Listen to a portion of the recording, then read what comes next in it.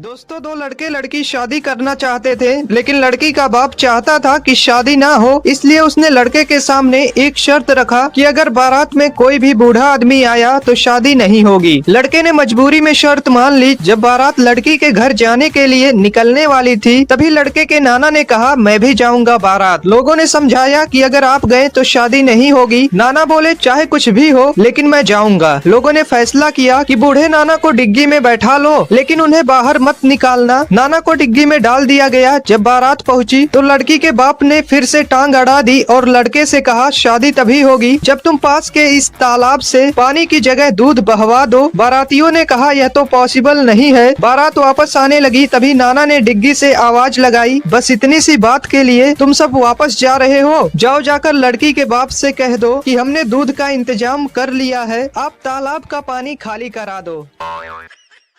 दोस्तों, एक लड़का एक लड़की से बेइंतहा मोहब्बत करता था, पर लड़की सिर्फ उसके पैसों से प्यार करती थी। लड़का घर से काफी पैसे चुरा लेता था लड़की को घुमाने के लिए। कुछ सालों तक ऐसा ही चलता रहा। अचानक लड़के के माँ को कुछ बड़ी बीमारी हो गई। घर में सब पैसे के मोहताज हो गए। हालात बिगड़ने के बाद भी पिता ने बेटे को कुछ नहीं बताया, सब राज ही रखा। एक दिन लड़की ने लड़के से एक आईफोन मांगा। लड़का घर आया और पिता से पैसे मांगने लगा। घर की हालत खराब थी, इसलिए पिता ने पैसे नहीं दिए। लड़के को लगा कि पिता झूठ बोल रहे हैं, इसलिए वह सुबह जल्दी उठा, देखा पिता सो रहे थे। उसने पिता के जेब से सारे पैसे चुरा लिए और बाजार जाकर एक आईफोन खरीद लिए। लेकिन बदकिस्मती से वह आईफोन उससे बीच रास्ते में ही गुम हो गया। इधर माँ की हालत बिगड़ने लगी, उधर जब लड़की ने देखा कि लड़का उसके लिए आईफोन नहीं लाया है, तो लड़की उसे छोड़कर चली गई। लड़का थक हार जब शाम को घर आया तो देखा कि घर में बहुत भीड़ लगी थी, क्योंकि उसकी माँ अर्थी पर सोई थी। लड़का पागलों की तरह चिल्लाने लगा और कहने लगा, कोई तो बता दो इनकी मौत की वजह। इतने में लड़के के दोस्त वहाँ आए और उसे थाम लिया। दोस्तों ने बताया कि कुछ पैसे तुम्हारे पिता ने उधार लिए थे तुम्हारी माँ के इलाज के लिए, पर वह पैसे चोरी हो चुके थे। उन पैसों की वजह से तुम्हारी माँ का इलाज नहीं हुआ। एक सेठ जरूरतमंदों की हमेशा मदद करता था। एक दिन अचानक किसी कारण सेठ का देहांत हो गया। सेठ की अर्थी को उसके परिवार वाले शमशान लेकर जा रहे थे, तभी एक आदमी ने उस अर्थी का एक पैर पकड़ लिया और बोला, मरने वाले इस सेठ ने मुझसे 2 लाख रुपए कर्ज लिए थे, इसलिए पहले मेरे पैसे दो, फिर मैं इसके अर्थी को शमशान ले जाने दूंगा। तमाम लोग यह तमाशा देख रहे थे। तभी सेठ के दोनों बेटों ने कहा, हम तुम्हारा कर्ज नहीं देंगे, पिताजी का कर्जा पिताजी जाने। सेठ की अर्थी को रुके हुए बहुत देर हो चुकी थी। तभी यह बात सेठ के बेटी तक पहुँच गई। उसकी बेटी भागी भागी अपने पिता के अर्थी के पास आई और उसके पास जितने भी पैसे और गहने थी सब आदमी के सामने रख दी और बोली, तुम यह सब रख लो और इनके अर्थी को जाने दो। आदमी बोला, बेटी यह सब अपने पास रखो, दरअसल मैं यहाँ 2 लाख रुपए लेने नहीं बल्कि 2 लाख रुपए देने आया हूँ, जो मैंने सेठ जी से 2 साल पहले उधार लिए थे। मैंने यह सब नाटक इसलिए किया ताकि यह पैसा उस व्यक्ति को मिले जो सेठ जी को वास्तव में प्यार करता था।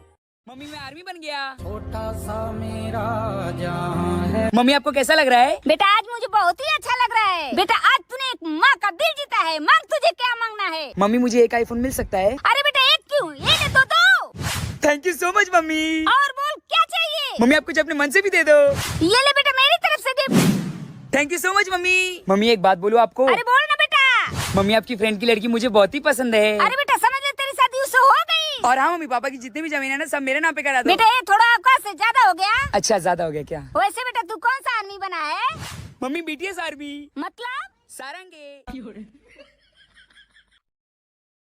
एक किसान के पास 2 घड़े थे। एक घड़ा थोड़ा सा कहीं से फूटा था और दूसरा घड़ा सही था। किसान रोज नदी पर पानी भरने जाता था। वह घड़े को एक डंडे में बांधकर अपने कंधे पर दोनों तरफ लटका कर लाया करता था। लेकिन किसान के घर 1.5 घड़ा ही पानी पहुंच पाता था, बाकी रास्ते में ही गिर जाता था। ऐसा 2 सालों से हो रहा था। सही घड़े को इस बात का बहुत घमंड था कि वह पूरा का पूरा पानी घर पहुँचाता है। वहीं दूसरी तरफ फूटा हुआ घड़ा इस बात से बहुत शर्मिंदा रहता था कि वह आधा घड़ा ही पानी पहुँचा पाता है। एक दिन फूटा हुआ घड़ा किसान से बोला, तुम मुझे इतनी दूर ले जाते हो, लेकिन मैं आधा पानी ही घर पहुंचा पाता हूँ। मैं बेकार हूँ, तुम मुझे फेंक क्यों नहीं देते? किसान उस घड़े को अपने साथ लेकर गया और जब वह आधे रास्ते में पहुँचे तो उसने फूटे हुए घड़े से कहा, तुम खुद को कभी बेकार मत समझना। ये जो रास्ते में रंग बिरंगे फूल लगे हैं ना, ये सब तुम्हारी वजह से हैं। मुझे तुम्हारी कमियां पता है, इसलिए तुम जिस तरफ रहते हो मैंने उस तरफ फूल के बीज बो दिए थे और मैं इन्हें रोज बेचता हूँ, जिससे मेरा परिवार चलता है।